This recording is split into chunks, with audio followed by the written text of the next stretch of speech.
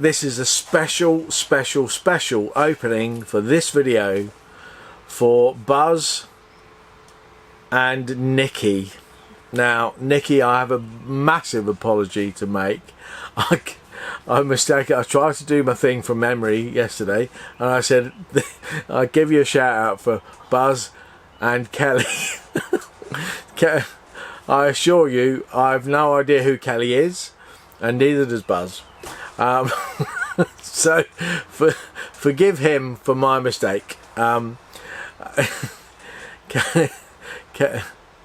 are you now? I can't even... Nikki, that's it, yeah.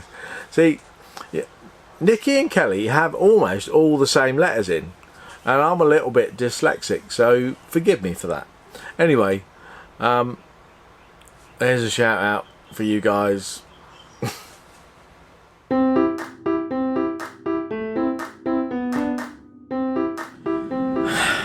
Well, hi everybody. What a day it's been. We've had well, I started the day early because our little chemical toilet was full up in the caravan. So I started the day at about 7:20, I suppose, going to empty that and finding that the Elson point that everybody uses was blocked again. So that was another where I spent about 20 minutes clearing it out again, making sure, and then emptying our toilet down, which does have the proper chemicals in, and we never put any baby wipes down it, unlike other people. But that was that, and that was fine.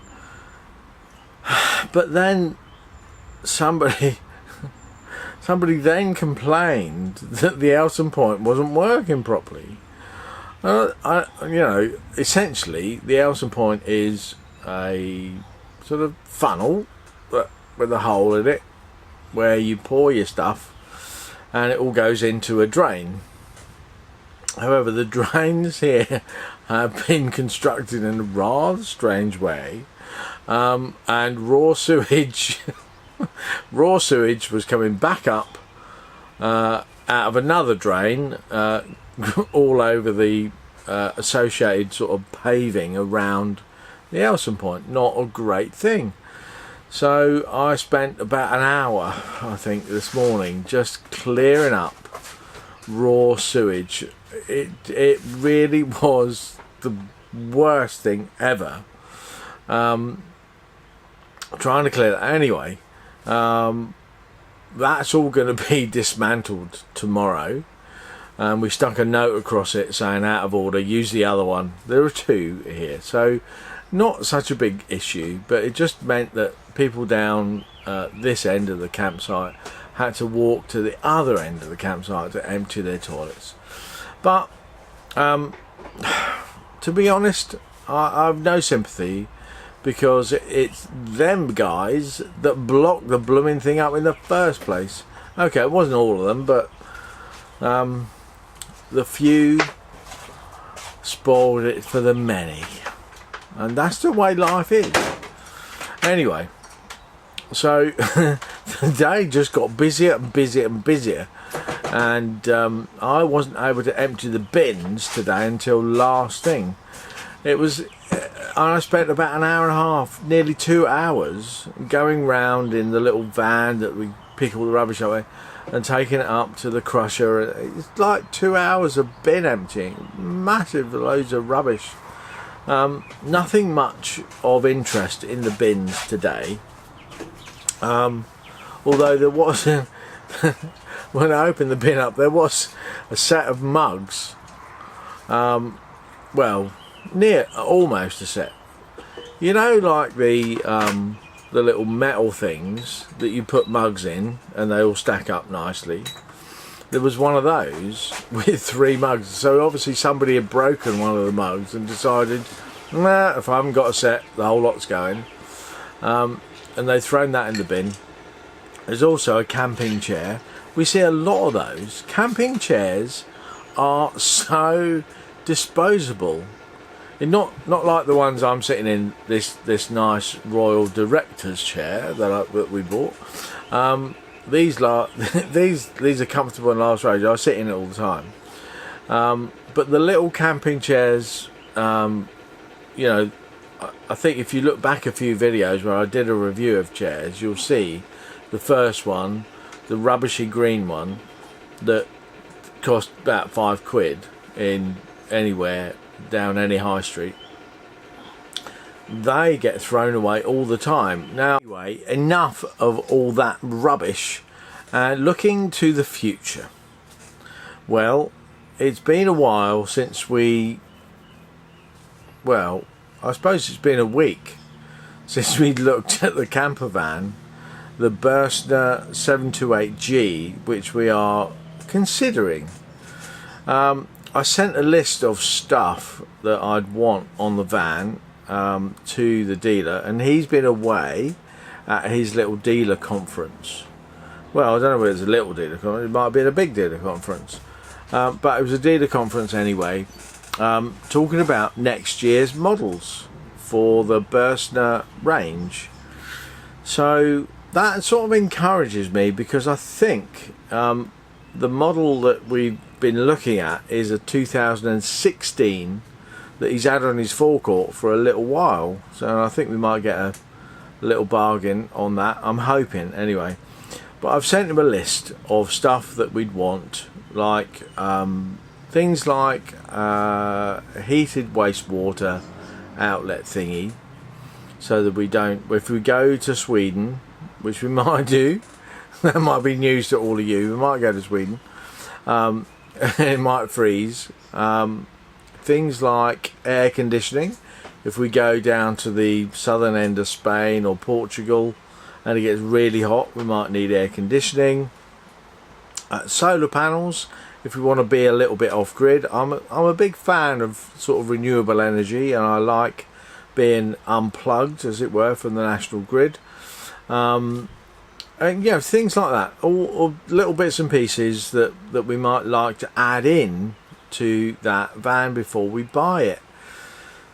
Both of us are quite nervous about, you know, making the switch from the Caravan, which, you know, to be honest, it's our first mobile home, if you like. You know, it's our first really big downsize, and I think the camper van will be a big change. So we're very nervous, especially as it's quite a lot of money to spend. But we do, you know, we're thinking very carefully about it, and we do think we're going to keep it. You know, if we do buy it, if we do decide to go for this particular one or wait for a different one, whichever one we buy, we're going to keep it for a long time. Now we're thinking 10 years. We're both 60. So 10 years puts us at 70. Now, you know, I think 70 is not that old these days. We're all living a bit longer. And I think that might be quite nice to look forward to the next 10 years of travelling around and doing things. And one of the things that occurs to us both is, you know, we've got the Caravan and we've got the lovely awning that we bought. And that's all. It's like having a little flat. Frankly, it stays where it is, and we drive out in the car and we go shopping and we go visiting and we go different places, and it's fine. It's all good. If and when we get the camper van, it'll be different. We'll have to have a drive-away awning, which is sort of an awning that attaches temporarily to the side of the camper van, and then we drive away. And we've got to do a load of looking around on that. At the moment, my preference is to go for the Van Gogh drive-away awnings, because I've seen a few of them and they look like the biggest ones. This awning is 6 meters wide by 2.5 meters deep. And the biggest one I've seen is like 2 or 3 meters deep and 4.5 meters long, so not quite as big as this. But we do need to downsize some of our rubbish that we accumulate. You know, we've got too many electrical cooker things going on. Got to sort that out. We've got too many bits and pieces. I mean, we've got like a bed tray. I'm looking over there because that's where it is. Let me just turn you around to where that is. That there, that over there is the sort of bed tray next to the halogen oven cooker, next to the toaster. So you'll see we're starting to accumulate stuff as if we're living in a bricks and sticks place. And it's crazy. We never wanted to do that. Never ever wanted to do it. We wanted to be light and mobile. You know, really downsize, have the mobile lifestyle. So even if we're not particularly mobile at the moment, we want to live that lifestyle and live that thing. So there's a lot of stuff to do. It's going to be sort of heart-wrenching again. I've got a load of stuff in cupboards and boxes that I don't know why I've got, and it's gonna be one of those things I'm always gonna have to sort of say, well, stuff it, I'm just gonna go. And maybe, I know there's a process for clothes. If you put stickers on them, and if you red label them, and if you haven't worn it in a certain period of time, whatever you choose, like a 3 months or 6 months or a year, then if it's still got the sticker on, you chuck it out. And I think that's what I'm going to do. I'm going to put things to one side and just get rid of it. If we haven't used it, it's going to be hard to do. I don't know if we can manage it. Well, I know Wendy can. Wendy's over there cooking dinner.